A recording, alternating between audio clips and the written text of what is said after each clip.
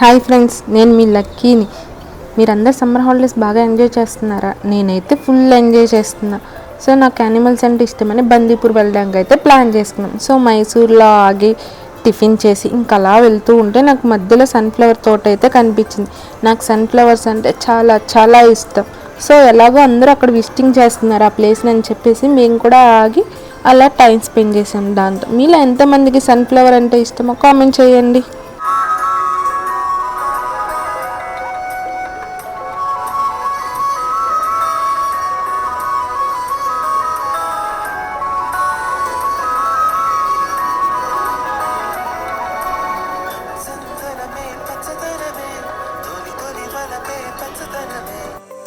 అలా evening time sunset sunflower తోటలో అలా టైం స్పెండ్ చేస్తుంటే అస్సలు time తెలియలేదండి.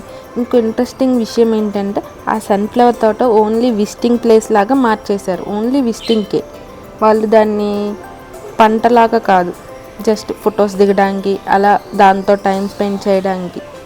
Per family 100 rupees only. ఆ దారిలో వెళ్ళే ప్రతి ఒక్కళ్ళు ఆగి ఆ పువ్వులతో టైం స్పెండ్ చేసి ఫొటోస్ దిగి వెళ్తున్నారు. ఇంకా నేనైతే ఎవ్వరికి తెలియకుండా ఒక ఫ్లవర్ కట్ చేసుకొని బ్యాక్ సైడ్ నుండి సైలెంట్గా అయితే వచ్చాను. ఇంకా మా హస్బెండ్కి ఆ ఫ్లవర్ ఇస్తే నాకు కావాలి ఫ్లవర్ అని చెప్పి వెళ్ళి అక్కడున్న వాళ్ళని అడిగితే ఆ అంకుల్ లోన్కి తీసుకెళ్ళారన్నమాట ఫ్లవర్ కట్ చేద్దామని. అంటే ఇంకో 2-3 డేస్లో ఆ ఫ్లవర్ అనేది వడిలిపోద్ది అనుకున్న ఫ్లవర్ కొద్దామని వెళ్తే ఇంకా మా హస్బెండ్ కాదు, నాకు పెద్ద ఫ్లవర్ బాగా విచ్చుకున్న ఫ్లవర్ కావాలి అని చెప్పని అడిగితే ఇంకా అలా లోన్కి తీసుకెళ్ళి ఒక ఫ్లవర్ అయితే కట్ చేశారు.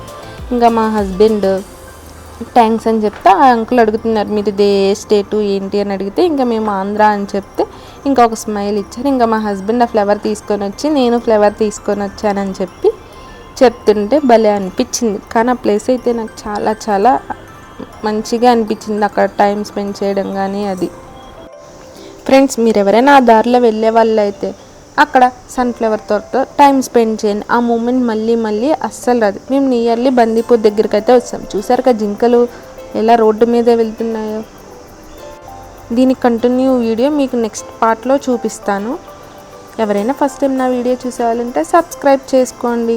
సమ్మర్ కదా, సో ఎండగా ఉన్నప్పుడు ఎక్కువ బయట తిరగకండి. ఎక్కువ వాటర్ మెలాను జ్యూసెస్ తాగండి. వేడి చేసేవి అస్సలు తినొద్దు. నాన్ వెజ్కి కొద్దిగా దూరంగా ఉండండి. బాయ్ ఫ్రెండ్స్, నెక్స్ట్ వీడియోలో కలుద్దాం. Take care.